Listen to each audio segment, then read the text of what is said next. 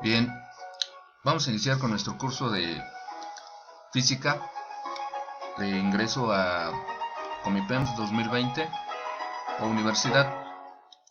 El primer tema a abordar en física es el movimiento, la descripción de los cambios en la naturaleza. El segundo tema o el segundo bloque es la fuerza y la explicación de los cambios de la fuerza. Ahí es donde se ven las tres leyes de Newton, el movimiento, la caída libre, que es un tipo de movimiento, ahorita vamos a ver.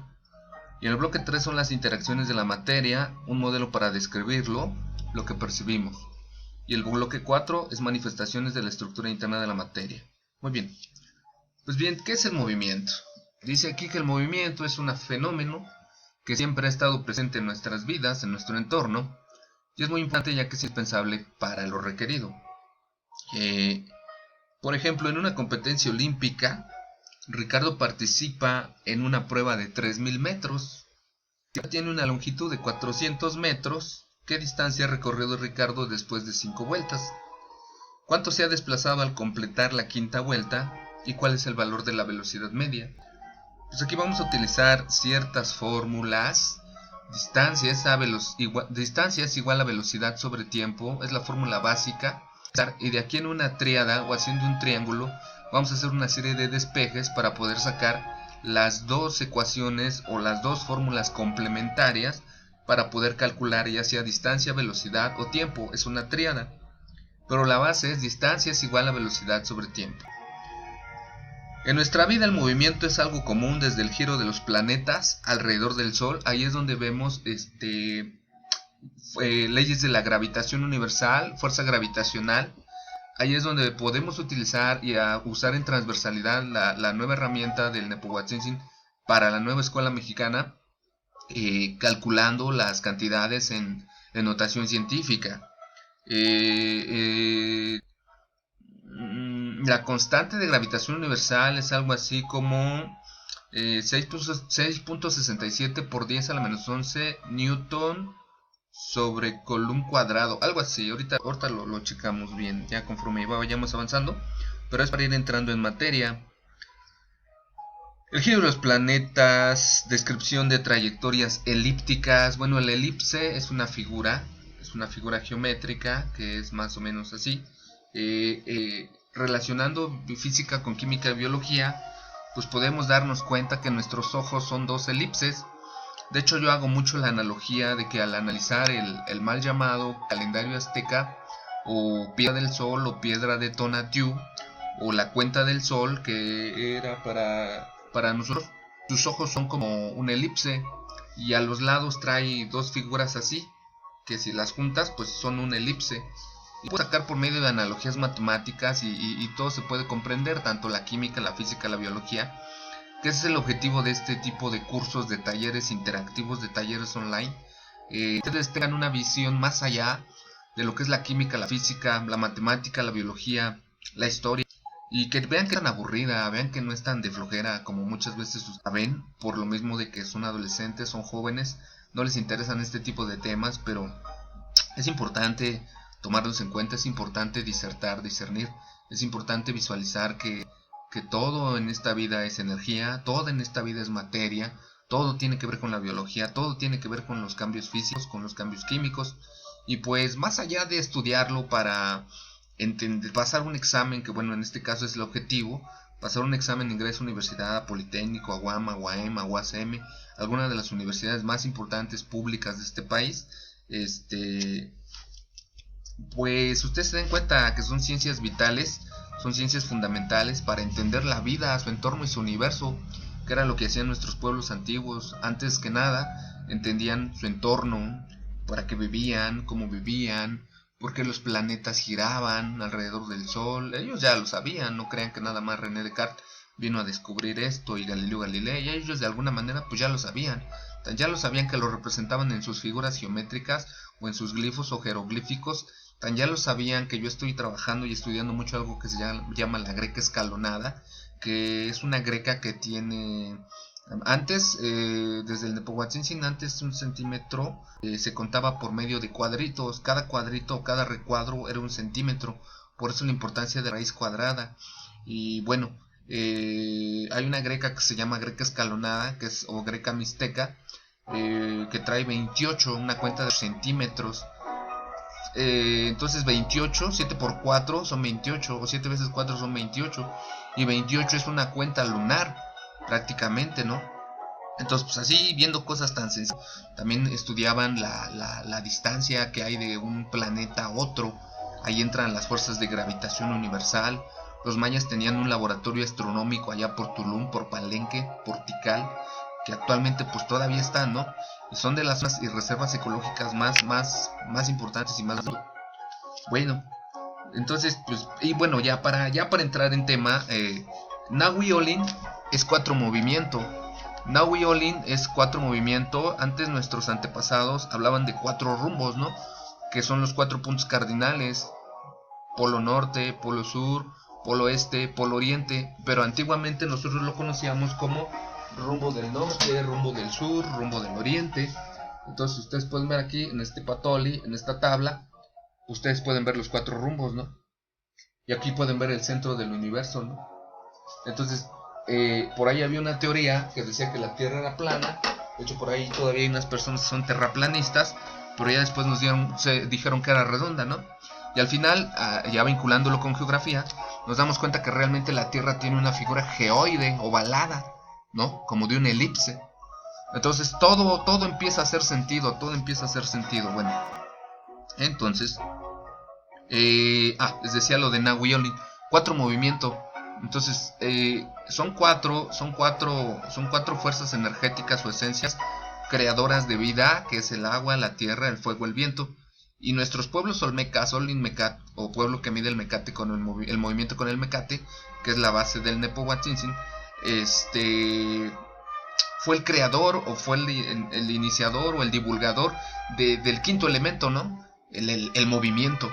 Entonces ahí está la importancia, ¿no? Todo se mueve.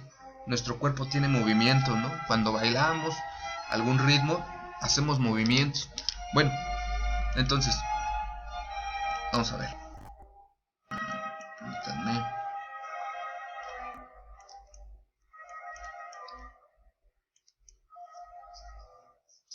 En nuestra vida el movimiento es algo común, desde el giro de los planetas alrededor del Sol, la excepción de trayectorias elípticas, la caída de un árbol. Por ejemplo, dicen que Isaac Newton descubrió este asunto de las 3 fuerzas las 3 leyes de la fuerza, entre ellas la fuerza de gravedad, que la constante de gravedad es 9.81 centímetros sobre segundo cuadrado, más o menos. Bueno, eso es cuando ya es aceleración, ¿no? Porque cuando no es aceleración, es 9.81 metros o 981 centímetros, según sea la situación. Pero cuando ya es movimiento acelerado, ya se va a metros sobre segundo cuadrado, ¿no? Hay una explicación gráfica por qué, lo va a ver. Entonces, él dice que estaba sentado bajo un árbol y pues pum, se le cayó una fruta, la fruta, y entonces él empezó a buscar la explicación y descubrió la ley de gravedad, ¿no? Cuando viajamos para ir de nuestra casa a la escuela, hacemos una trayectoria. Ahí es donde entra el álgebra vectorial, donde entran vectores, que no son otra cosa más que unas flechitas. Y cuando vamos al supermercado, cuando viajamos en auto, un transporte público o a pie, pues estamos hablando de movimiento, ¿no?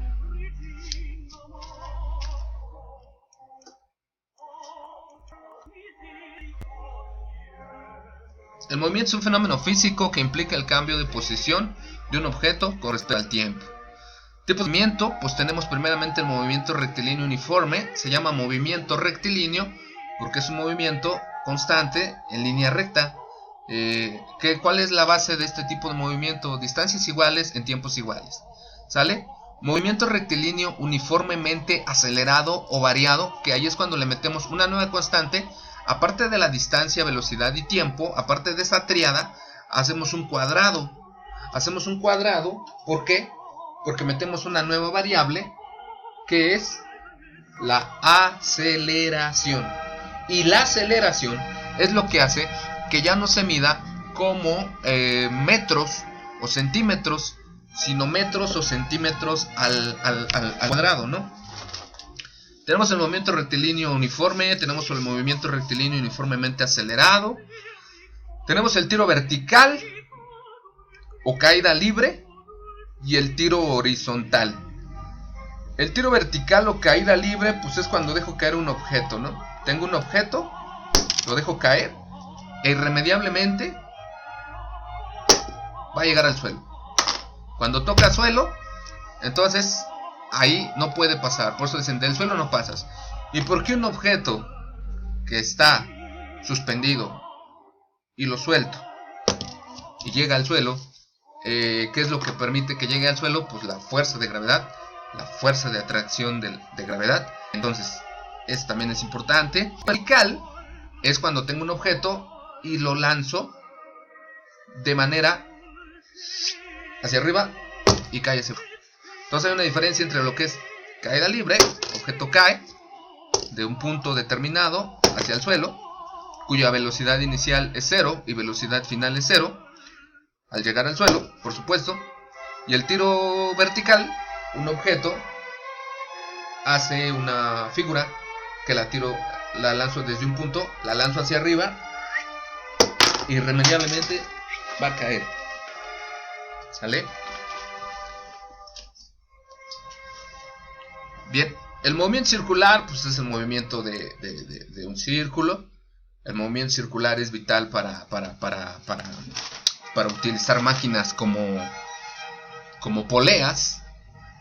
Y el tiro parabólico o el movimiento parabólico, que forma una figura llamada parábola. ¿Sí?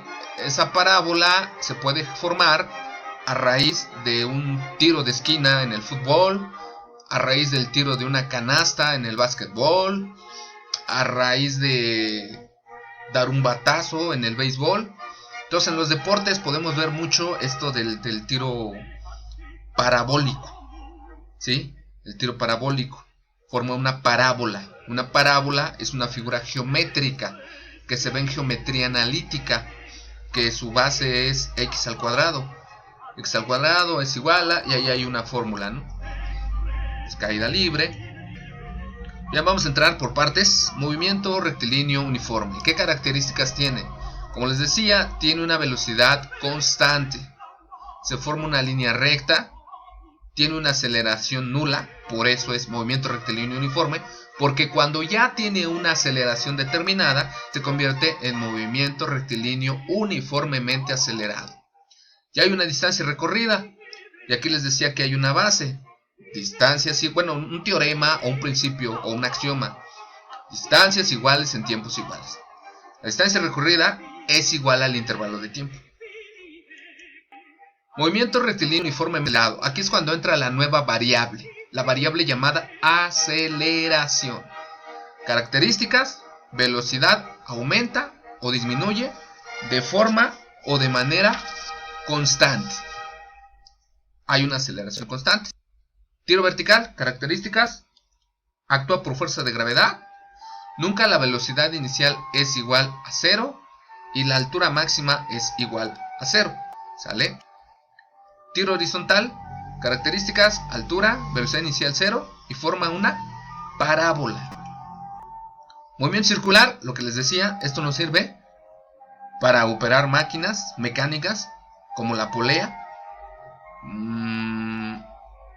Forma de circunferencia y tiene una velocidad constante. Por ejemplo, yo cuando tenía una paletería, me acuerdo que para poder hacer mis paletas y para que la paletera, que le llamábamos, que era la máquina donde hacíamos y congelábamos las paletas y los helados, pudiera empezar a ondular y a girar el agua, pudiera empezar a tener movimiento, puede tener un agüiolín, movimiento.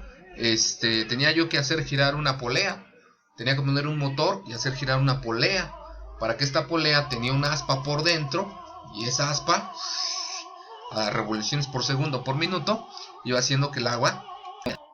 Movimiento parabólico, características: forma una parábola, hay una gravedad, hay un número cierto de ángulos. Como les decía, a los que les encanta el fútbol, o a las que les encanta el fútbol, porque también hay mujeres futbolistas, en un tiro de esquina.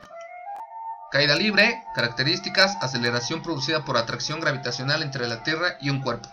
Movimiento rectilíneo con aceleración, una trayectoria vertical. Los cuerpos caen con la misma aceleración independientemente de su masa o tamaño.